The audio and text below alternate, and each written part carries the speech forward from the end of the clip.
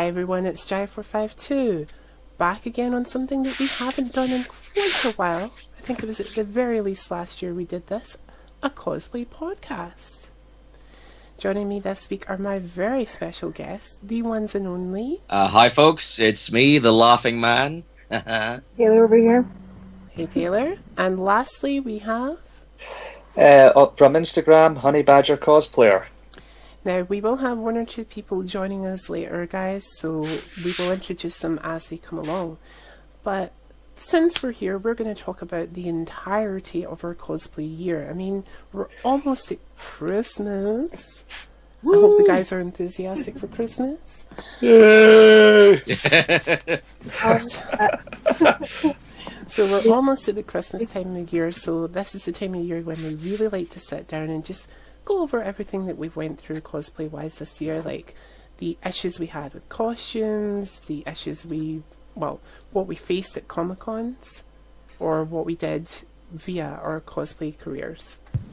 So I'm going to start off by saying I actually learned something this year, cosplay-wise, which shocked the living hell out of me. So one of the things I learned this year was how to dye a synthetic wig. Teach me your way. I absolutely butchered that one.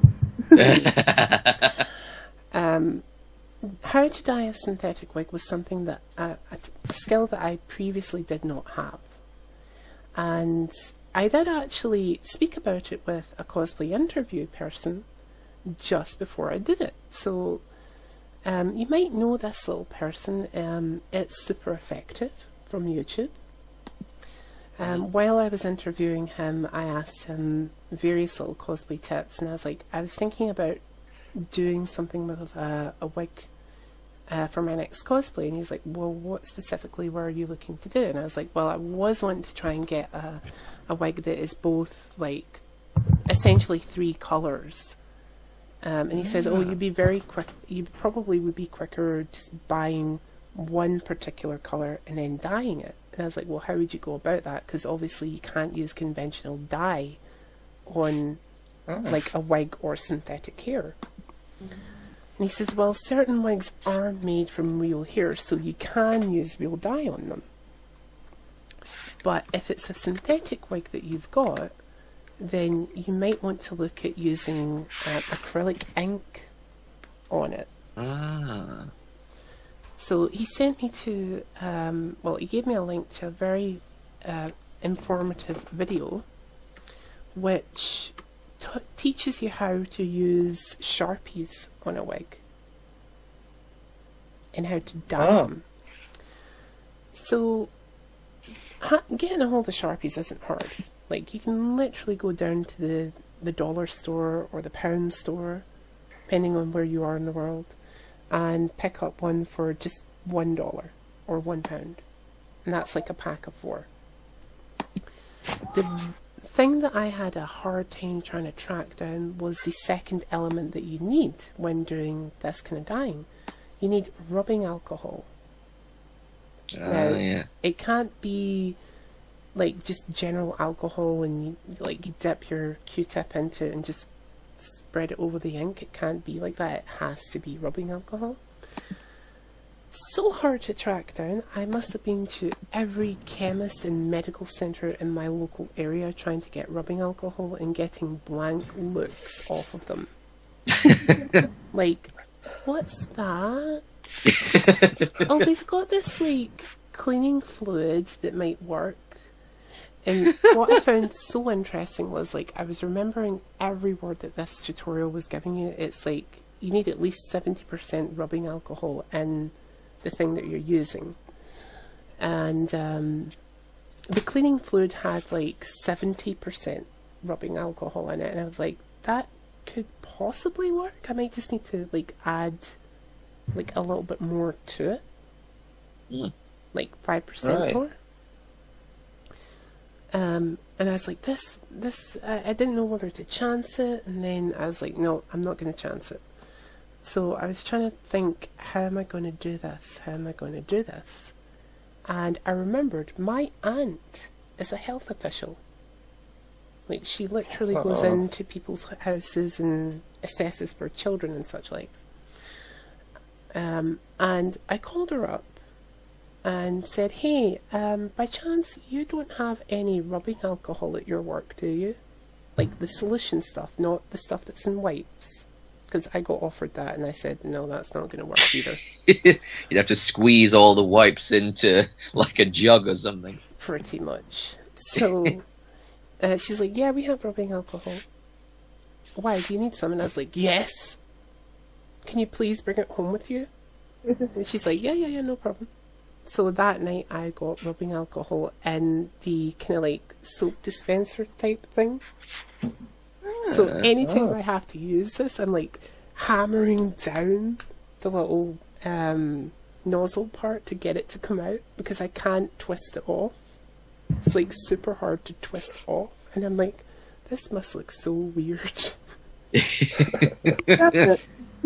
But for those of you who did see my Suicide Squad, well, my redo of the Suicide Squad Harley at MCM this year, you can obviously tell that it worked extremely well on the wig.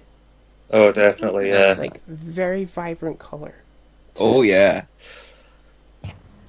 The only issue I had with that is after I took it off, I noticed that I had a massive blue and red stain on either side of my hands.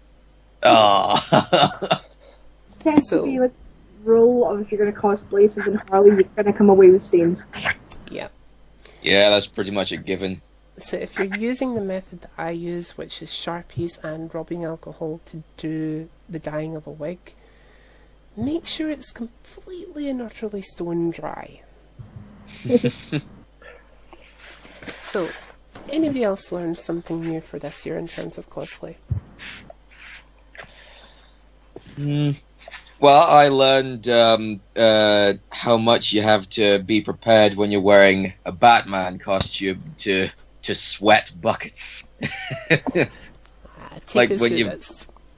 Yeah, like when you've got that, especially if you're wearing one of those rubber Batman masks, if they're like super tight on your head, you have to take it off every now and then just to start breathing properly again. Even though like your mouth is still uncovered and you can still breathe through your nose, it's still like kind of, you know, a little bit claustrophobic or whatever, you know. Yeah, you do have to take the occasional break just to rip it off and go. Have you never seen Scottish Batman down at Comic Con? It's ridiculous. Yeah. Now you understand. I feel his pain. Oh, yeah.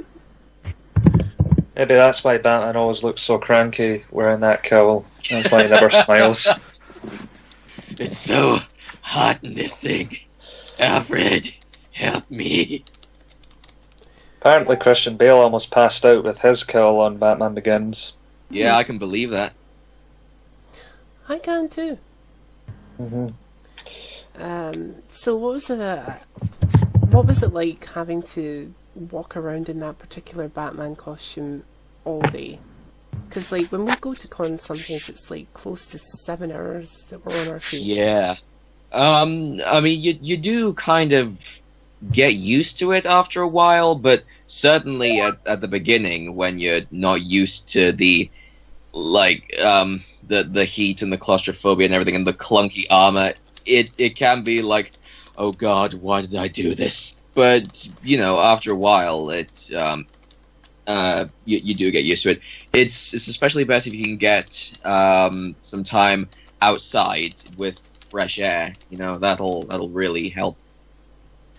Right. So obviously that is something that is new to you, but I bet you it was a great experience nevertheless. Oh yeah, no, it was so fun being Batman for a day. Anything you would do differently other than keeping yourself extremely hydrated even? I'd maybe try and see if I can experiment with maybe different armor, maybe a different kind of mask, either for you know, to make it a little bit more comfortable, or maybe even just for the sake of a different look. every time I try to do something, do a character that I've already done, I try to shake it up a little bit, try to do something a bit different from last time, you know? So who else has learned something new? Taylor, David is... Oh, sorry, shit. I learned how to make a custom wig-ish. I helped. I did the wig and mustache for what's the beauty called again? Scottish Thornberry. That was it.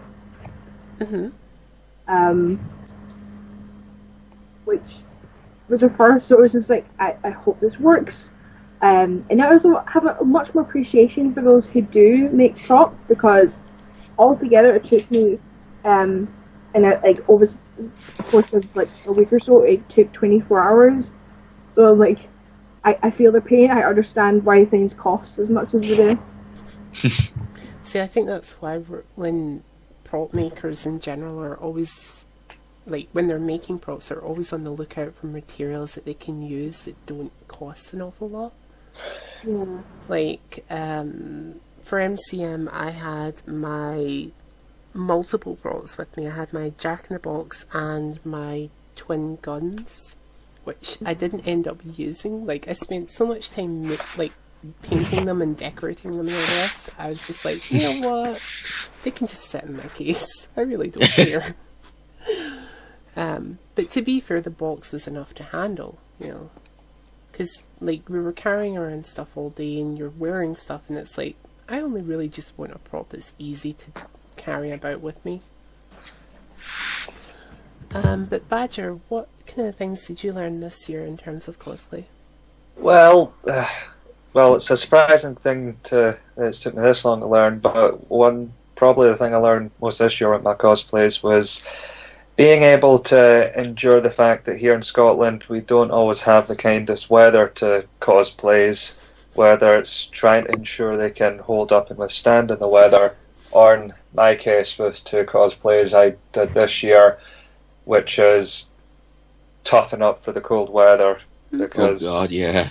Yeah, well, you'll remember it as well, Laughing Man, when I did my Dakin cosplay for Glasgow Con, which required me to walk around shirtless with body tattoos. It's just, yeah, that was a constant case of just trying to tough out the cold and get used to that. And I felt like I didn't see that cosplay, but the one I felt for you in was your Poison Ivy one. Yeah. That must have been cold, because I remember when I did Poison Ivy and it was freaking cold then. Yeah, I was actually just getting to that. That was the other one, because obviously that was the one I had at MCM, which, you know, because it's always the big con at the end of the year, that's when, you know, we're exposed to the worst of the Scottish weather here. And yeah, that was one that required a lot of endurance, like going to and back to the venue in the soaking wet weather. Not just also the fact that, you know, you're freezing, you know, your backside off, but also the fact that, and bearing in mind I was Poison Ivy, but also worrying that your makeup isn't going to get ruined when you get inside, because, you know, you also need to keep up appearances. Which, further enough, was the other thing I learned about cosplaying this year, that damn do I rock it in a corset. Oh, yeah. But, yeah, so I guess it's just one of the things in general that, you know, everyone with cosplaying needs to learn is just, you know, going in for the unexpected, because, you know, whether it be, you know, going in with cosplays that don't clothe us too well, in which case we're going to freeze, you know, our backsides off, or in some cases going in with cosplays that might be susceptible to wear and tear. It's just, you know, try to do your best you can to get away with it, and, you know, bearing in mind, you know, what the weather's going to be like, what the venue's going to be like, just so, you know what to expect and what your cosplay can handle and what it can't. You know, especially when not all cosplays have a cosplayer repairman, you know, on hand to help out. And I have just noticed that we've been joined by DC Superjack. Hello, people. So, hi, Superjack. So we're just basically chattering on about stuff that we've learned in cosplay this year. Since we're practically at the end of the year, I mean, it is December and we're all getting ready for that time of year when Santa comes a-calling. Christmas. Yes. Yes, Christmas. And can we get Super Jack to turn himself up a little bit? He's very, very quiet for me. So it's that time of year when it is very, very Santa-ish. So what have you learned this year in cosplay?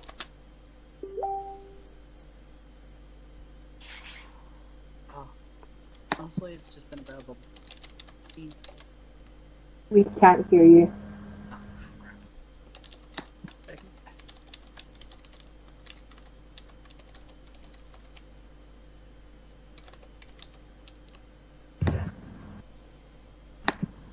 Is he speaking? I think he was a second ago, but barely. Yeah, that makes really quiet, man. Yeah. Okay, but we'll give him a second or two to sort himself out. Is there anything else that anybody else has learned in terms of, in relation to cosplay throughout this year? Like, for myself, I actually learned that I can sew. Ah. Little hidden talent I didn't even know I had. Yeah. Yeah, I remember when I first learned I had that talent almost a year ago. Just always try and remember to keep that in mind, because you never know when you're having to operate a sewing machine again. Big scary things that they are. I personally wasn't operating a sewing machine. I was operating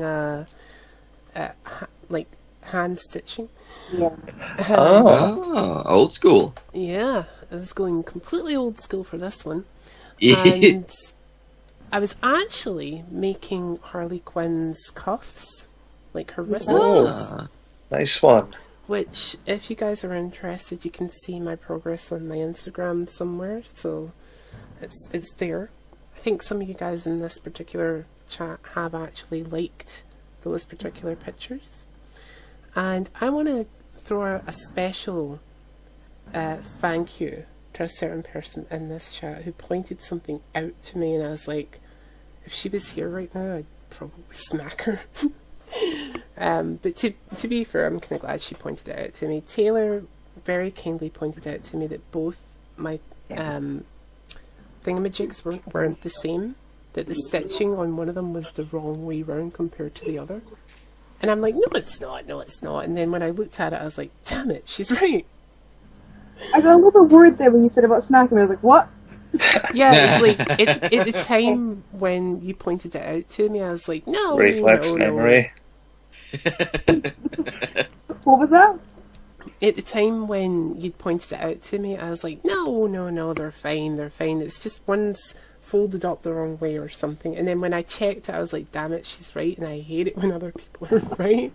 It's like, my knee-jerk reaction would be like, you're right, damn it. But yeah, I was really glad that you pointed that out to me, because then I got the chance to fix it before the con. So, but believe it or not, that was one of the ones that I was like, how am I going to do this? Because how do you like make a ruffle? And I went through quite a few attempts of trying to make a ruffle, and that is not easy. Yeah, the cuffs are always a common sort of Harley problem. I've actually had to recommend other Harleys to help other cosplayers before. It's the one thing that catches everybody out.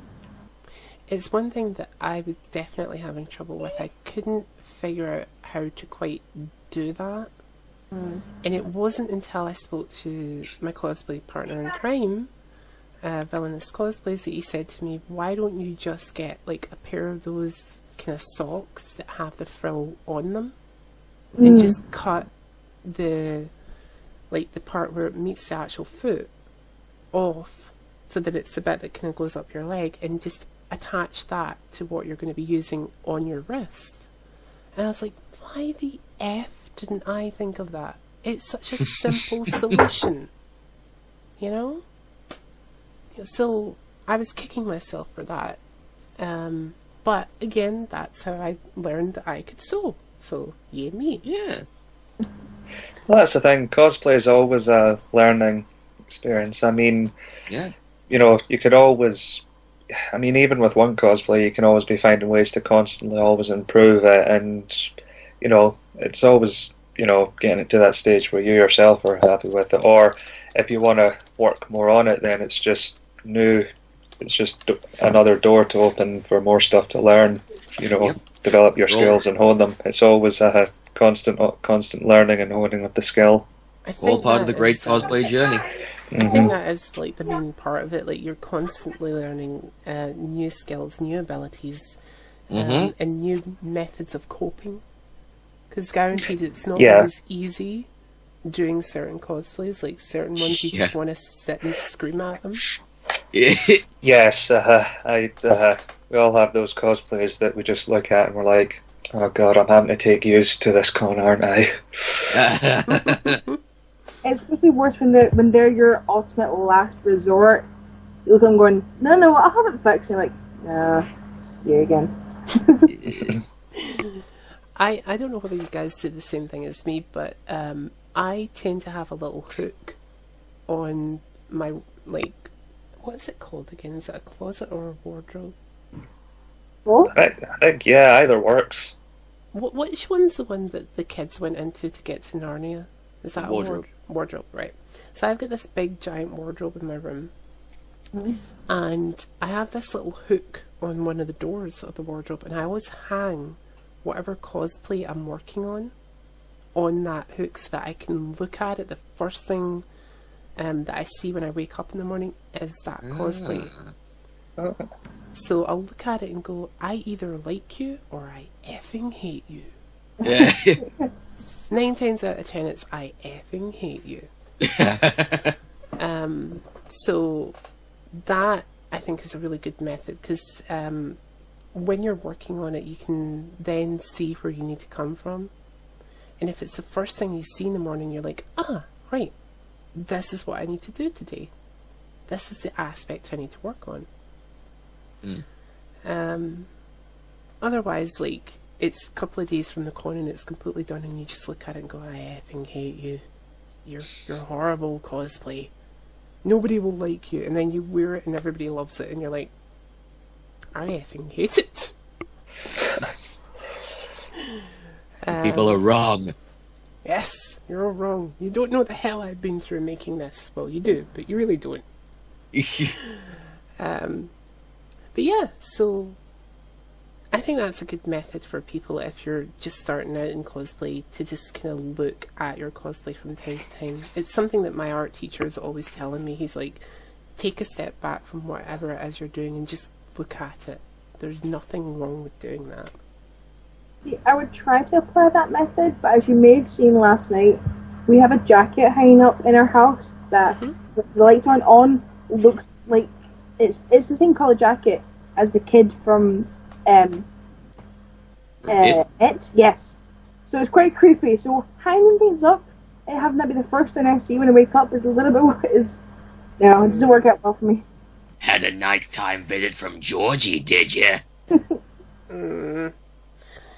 So, one of the things that I also got the opportunity to do this year, and you're all going to commend me for this, I know that for a fact, I made really good friends with the 2 owners of my local fabric shop. Oh, well, nice. Well done.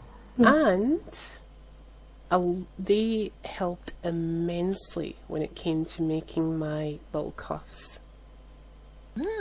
And as a follow-up, they even told me about a Comic-Con that's was going to be happening in the Kilmarnock area, which I am very happy to say that I had so much fun at.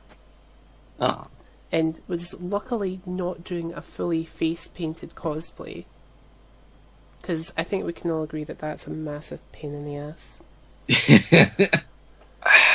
Yes and no. On the one hand, it's a pain in the ass to try and get it perfect and delicate, but on the other hand, for me personally, there's just something about just putting the makeup on and the face on that I just have I don't know, I must be the only one that has a weird addiction to it. Maybe it's because I don't do enough makeup cosplays, but just, I don't know, something about having your face buried under all of that and looking totally different. Yeah, I like the moment when you're looking in the mirror and you slowly see the makeup going on and you start to see the character. Something else. Yeah, you see something else that isn't you. I like that aspect of it, but the aspect I hate of it is when you're having to take it off. See, I get that, but if you go and buy like really cheap face cloths and just that are like smooth on one side and texture on the other, it works well. Oh yeah, no. Do you know what's the worst thing about wearing makeup? When you've got an itch on your face. Yes. Yeah, well, that's something you learn if, like me, you often picked the Joker as your first cosplay. You have to learn to just endure it, and you learn to just endure the itch when it happens. You're just like, damn it. Yeah, all of us except Superjack, I think, have all done the white face. We all know the pain of trying to get not be packed. Do you know the worst of it? The worst of it is, after I had finished up at MCM, and I managed to get what I felt was all the makeup off my face, and I got into street clothing. I met up with my mum and my aunt, and the first thing my mum said to me was, other than, did you have a good time? I was like, yeah. She's like, oh, you've got this big massive streak of white down the side of your face. And I'm like, that's it. I'm done. I'm going home. You can stay in Glasgow if you want. Where's the car keys? Screw you guys, I'm going home. Pretty much. It was Weirdly. Sorry, go ahead. No, continue, please. It's also the same reason why I decided for the Comic-Con that happened in Kilmarnock that I was going to do L. Because there's little to no makeup involved in that cosplay. And you can eat a crap ton of sugars and sweets and everything. Yeah. And I can get away with it as well. And also it's such a simple cosplay. Like, all you need is a pair of jeans and a white t-shirt and you're good to go. Yeah. I'll be honest, when you said L, my mind immediately thought 11 and I got really confused. No, L from Death Note, hun. But it is such an easy cosplay to do, and I've done it before, so I know what I'm doing. I'm not afraid of doing that cosplay. Plus, I even have a Death Note prop. So. Oh, cool. It's not an actual Death Note, is it? It is. Oh, shit. Back when I was really into Death Note, my cousin's wife got me a replica prop book.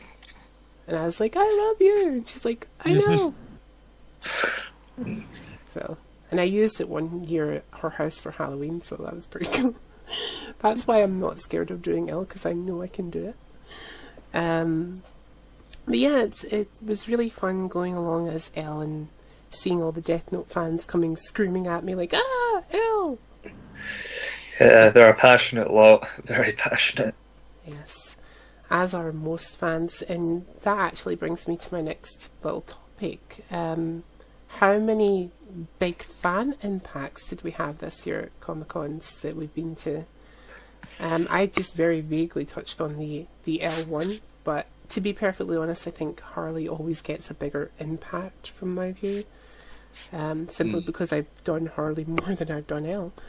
But what about you guys? Like, who did you guys cosplay this year that got a really big impact from the fandoms? Well, I think probably a few of mine. My Kylo Ren one was a pretty big hit down at MCM London. That's when I went there with my attempt at the Last Jedi one where he has the facial scar. So that actually got quite a few recognition there because I think I was one of the few guys going around there with the actual scar that he has, and you know, it's not a bad way to end the day when, you know, the fans are like, excuse me, yeah, are you Kylo Ren? Yes, I am. Can I get a photo with you? By all means. So yeah. And the other one that's been quite popular for me that I'm actually most proud of is my Vincent Valentine one, given that that's the one that I had to build entirely from scratch and learn all the skills making, and that one's been immensely popular. probably, yeah, and it got me my best cosplay compliment ever when the guy that voices Vincent Valentine, Steve Bloom, actually complimented it when I met him at GrannyCon. So that's, yeah, for me, that's cosplay goals officially achieved right there. And finally, the other one that's been a big hit, and Laughing Man will concur with me on this, is our Neverland group cosplay. I think, oh yes. I think that I mean, the both times we've done that, because we did it with our friends, two of our other friends, Dunfermline Con and a charity walk recently, and on both occasions they were immensely popular. Like, yes. I was very very fortunate to see some of the pictures from that when you guys did it on Instagram, and you guys look amazing. Oh, thank you. Severely amazing. It was so fun. It was such a great group. This is the one thing I hate about living so far away from all of you guys, because like I'd really love to do stuff like that with you. It's just getting to the area that you guys are all in. Yeah. You know, because I can't always say, hey, I'm going to jump down on the X76 bus or X49, you know, and be there within 10 minutes. Because then I'm constantly watching, like, I would be running around, not that I wouldn't be doing this anyway, but I would be running around with my phone just checking the time, and you'd be like, okay, Jai, you need to put the phone down. Put it down for just 5 minutes till we take a picture. Which, if you've ever met me at a con, you can tell I'm constantly checking my phone, like, yep, it's this time, right? Is there any messages? No. Have I got anything on Instagram? No. All right, fine. Oh, that's not always a bad skill, just to be conscious of time. Yeah. Yeah, but in regards to doing anything, it's a bit of a slap in the face of the people you're with kind of thing. Not necessarily. Yeah, I'm sure they'd understand. And like you said, if it's always like time conscious of transport and travel, it's like, you know. Well, then that's just understandable. That's why I'm like, when I was at the convention in Kilmarnock, it's so much more relaxing, because Kilmarnock's about 30 minutes away from where I live, and I have family that live in the Kilmarnock area, so I'm much more relaxed. If anything goes completely awry, I can just contact one of them and say, right, I need you guys to come and get me at said location, kind of thing. Yes. Whereas Glasgow, again, it's like either I have to wait 30 minutes or an hour and 30 minutes before contacts can be here, kind of thing. But that's the way it goes. I mean, luckily I did get to do a similar thing this year. I got the opportunity to do a photo shoot. First time I've ever really done a photo shoot out with being with my family, kind of thing. So that was fun. There are some images of that floating around on my social medias, so if you haven't checked them out already, go and do so. But yeah, it's so much fun when you get the opportunity to do a photo shoot, especially if it's a personal one. Yes. So much fun. So much fun. And because the photographer was somebody I knew, I got to have all the more fun. And it's like, yay! Music! Lights! Camera! Photos! Not action. Yeah. Not action, just photos. But yeah, like, so we had that, and obviously Badger has had his opportunity to speak to somebody who voices the character. Laughing Man, what about you? What kind of interesting fandom experiences have you had this year? Badger was absolutely correct about our Neverlanders group. It was so fun trying to recruit the children on the charity walk to join Captain Hook. I had quite a good reaction at Edinburgh Comic Con when I was the Joker again, but a very certain kind of Joker look. It was based on this really, really cool fan art of this hypothetical film poster of Tim Curry as the Joker. Tim Curry's my main Joker inspiration, you know? Yeah. my performance of him is how I imagine his performance would have been. Anyway, recreating that look was not not an easy task, but I think it worked so well. It looked so creepy, and the like the fan response from it was just so wonderful. And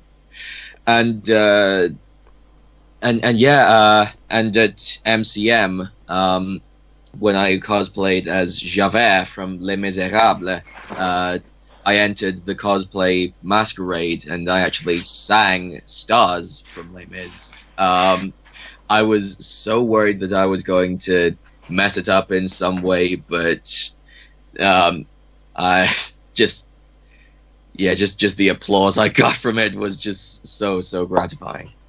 Awesome. What about yourself, Taylor? What kind of fandoms have you had experiences with this year? It's always the same character, Velma. Mm-hmm.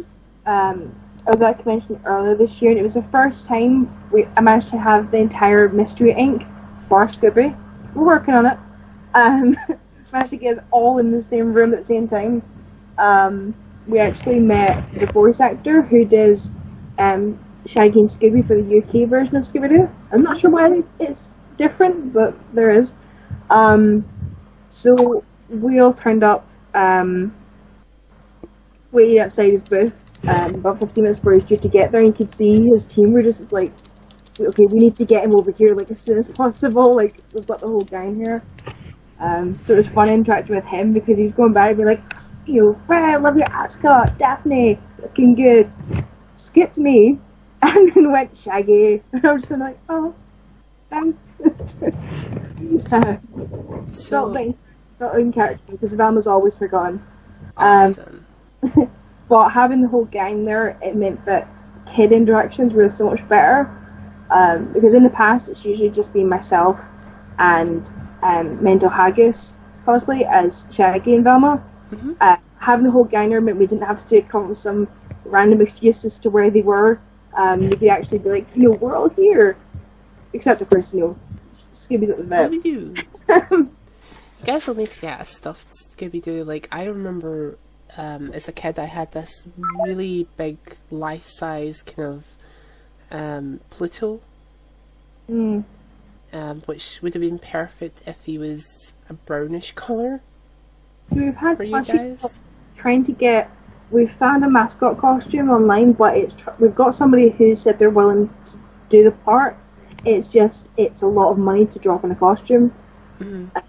They've got other things they would save up for it, so it's trying to find the time and the money to put aside for that project.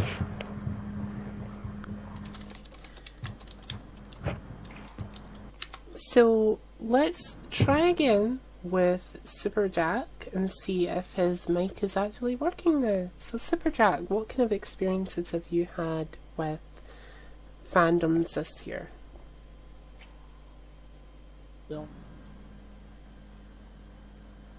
It's still gone. We can barely hear you.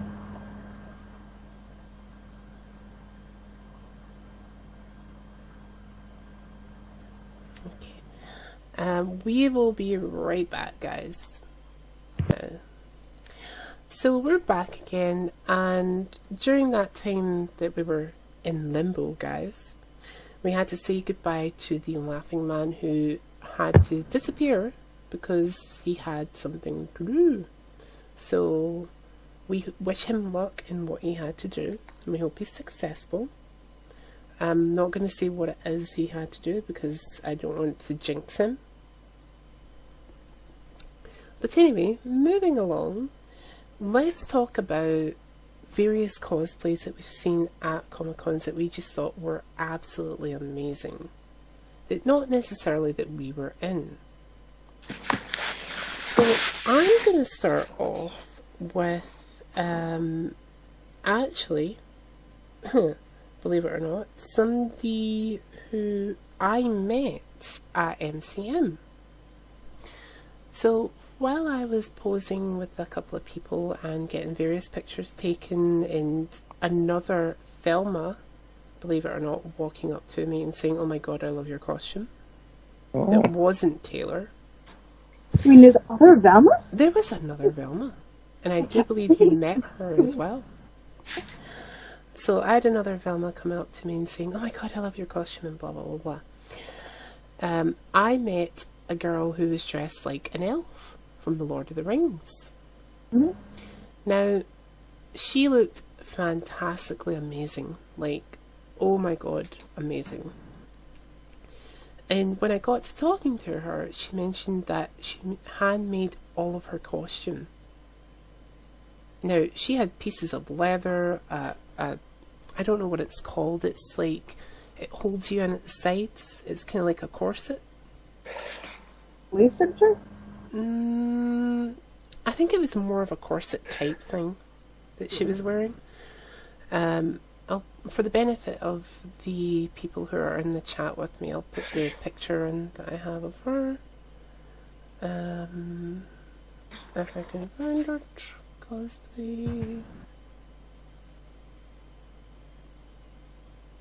MCM.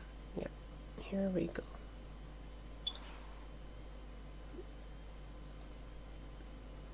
So that picture should be in the Skype chat for you guys, right? Oh, hang on.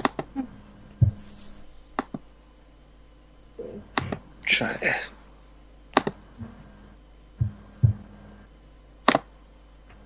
And it should be on screen for the people who are watching it. So I met her and I was like, I have to take pictures of you. Yeah, like trying not to be creepy, but I really need a good picture of you because a lot of people that I contact or have contact with online are a massive Lord of the Rings fans, and I know they'll love this costume. Massive fan here that loves it as well. Yeah. So I got the opportunity to speak to her, and I asked her about her costume as I was taking the pictures. I was like, so tell me about your costume. And like she said, she handmade the entire thing, minus the sword, because the sword's not hers. Somebody who was playing Constantine had bought an elven sword and said, hey, do you want to pose with this? And she's like, sure. So I got the opportunity, like I said, to speak to her, and she said that she handmade everything that she's wearing there. And I was like, really? Like, a little bit of disbelief in my voice, you know. And she's like, yeah, I've spent many years as somebody who makes LARPing costumes. Mm. So I know how to work with leather and various materials. And the one thing I was looking at was her ears, because she was wearing elven ears. So I looked very, very closely and I said, did you buy your elven ears? And she's like, no, I handmade them as well. And I'm like, get out. And she's like, no, it's really, really easy. So a couple of days after MCM, I was down at my granddad's and I was kind of like twiddling my thumbs trying to think of something to do. And I then decided, right, I'm going to get on my granddad's laptop, I'm going to get onto YouTube and see how you make elven ears. And there is a really easy method on how to make elven ears just using some kind of like plasticine and then like baking powder stuff, which is the exact same method that she used and told me about. And I was like, damn, she really did hand make everything and she looks fantastic. So I was totally fanboying over all of that. You know, I was like, amazing, love it, I wish I could do it myself. But I know I can't. Yet. Yet, yeah. It's always yet. Yeah. So what about you guys? Have you guys specifically seen any particular cosplay this year that you were just like, oh my god, I wish I could do that, or I'm going to try and achieve that? Well, yeah, there's actually been quite a few for myself, but there's a cosplayer that I know that's been to some of the few cons. I think his name's Michael Marcinak. Sorry if he listens to this and I mispronounce your surname, apologies, and congrats on the wedding. Who does a phenomenal Nightmare Batman cosplay, and yeah, and that's a cosplay I've been trying to get the time to do as well, because I've been borderline obsessed with the look ever since the Batman v Superman trailer of it hit. And yeah, I mean, his Nightmare Batman is just phenomenal. Like, the first time I saw it at Capitol Con this year, I just fanboyed out so hard at it because it was just flawless, like perfectly flawless. It's just so yeah, that's been a cosplay that's just absolutely blew me away. Along with two recent cosplayers that a friend of mine, Michael Scott's been working on. He's done a Moon Knight cosplay, and he's putting the finishing touches on a Spawn cosplay, both of which were just incredible, especially with the amount of work that the fabric that he put into it just to get the effect of how the capes looked in it. They were just incredible. And, well, maybe not necessarily cosplay I'd want to do, but there was a cosplayer I met down at MCM London. I think she goes by the artist name Astro Chaos, or if you're on Instagram, Cyber Hurls. Her Harley Quinn cosplay was just incredible. It's basically this dreadlock looking Harley Quinn cosplay, and it was just the visualness of it that just struck me where, that just blew me away. So yeah, I mean, there's a few more, but it's just, yeah, the amount of cosplays that I've just seen this year have just been incredible. With the talent that some people have for them, it's just, amazing with the work that they can achieve with them. And what about yourself, Taylor? Has there been any cosplays this year that have just blown you away completely that other people have worn? Yes, but more sort of jealousy, to be honest. At MCM this year, there was a Princess Anastasia cosplayer, and if you remember from when you did your interviews with me a couple of years ago, Anastasia is one that I've been wanting to do for a long time, but before starting it, it's a weight loss kind of thing. So I was, damn it! Like, somebody did it for me. I was really hoping, because she's so underrated, I was really hoping I would get there in first, but she did such a good job in the dress. Like, it did the whole twirl thing, like in the movie. So pretty much everyone was stopping her, saying can you just spin for a second? I always think it's good when you see cosplays that you necessarily want to do done by somebody else, because it gives you that gumption to go, right, this is what they did, which means I can do that a little bit differently. Yeah. And it also helps give you an idea on how to do it as well. Exactly. It gives you a jumping point.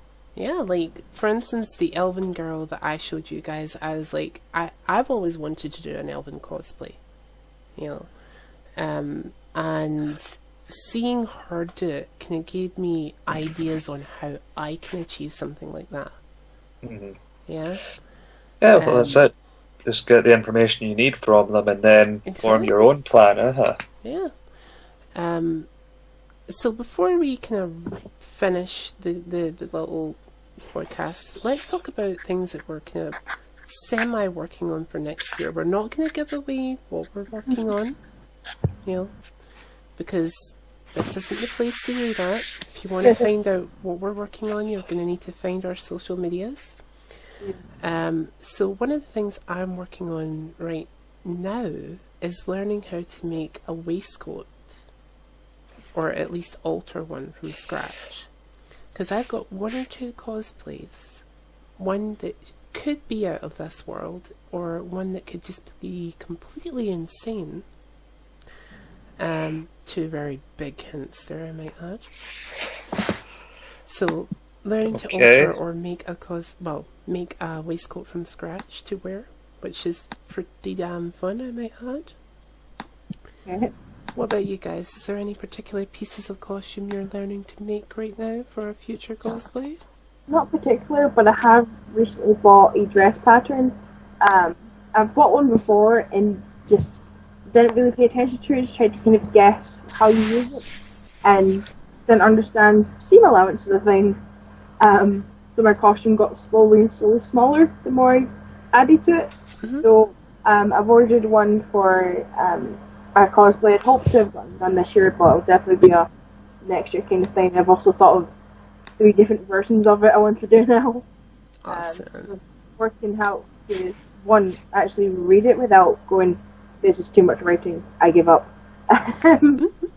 And actually follow the instructions rather than just going, this'll work. And yourself, David Badger, have you got any cosplay pieces that you're working on at the moment or learning to work? Well, none that I've had to commit to learn at the moment, but I'm going to try, if I get the chance next year, to... It's pretty basic, but try and look into making a cosplay, like, combat knife for one of the outfits I've got ready for next year, so I figured a knife would be a good prop for this character because, well, let's just say that we have an infamous knife fight scene, which, you know, would be handy to have, especially if another cosplayer by the name of James Breen goes as a certain video game character. We might be able to have a wee square off if I can have it ready, so that's going to be my hint for that one. Awesome. And if I ever get the time to it, I'm still looking at different options, but I'm toying with the idea of trying to look into making a bat cowl, because, I mean, you know, I do have a variation of Batman that I'd like to cosplay, but at the moment, I kind of I'm kind of leaning towards more looking to get more of a custom cowl made for myself or try to make my own one, because I just think size-wise it would fit better. Mm-hmm. So that it wouldn't have rather than just buy a cowl and just run the risk of it looking too loose or not fit right. So yeah. Here's the first part. Are you saying cowl or kilt? Sorry? Are you saying cowl or kilt? Cowl. Right. Cowl, like the bat cowl. Talking Batman, I was like, well, that's different. Well, that would be a different and ki- interesting variation. Yeah, kilted Batman. Okay, that's a good idea. Yeah, I'll keep that idea in mind. With a kilted Batman being put there into the intranets, we are going to say good night and goodbye for now, guys. But I have been Jive452. Honey Badger has been Honey Badger. Taylor has been Taylor. DC Superjack has been DC Superjack. And the Laughing Man has been the Laughing Man. This has been the Cosplay Podcast, and we will be back with another Cosplay Podcast again really soon. Bye, everyone. Take care, guys. Bye. Bye.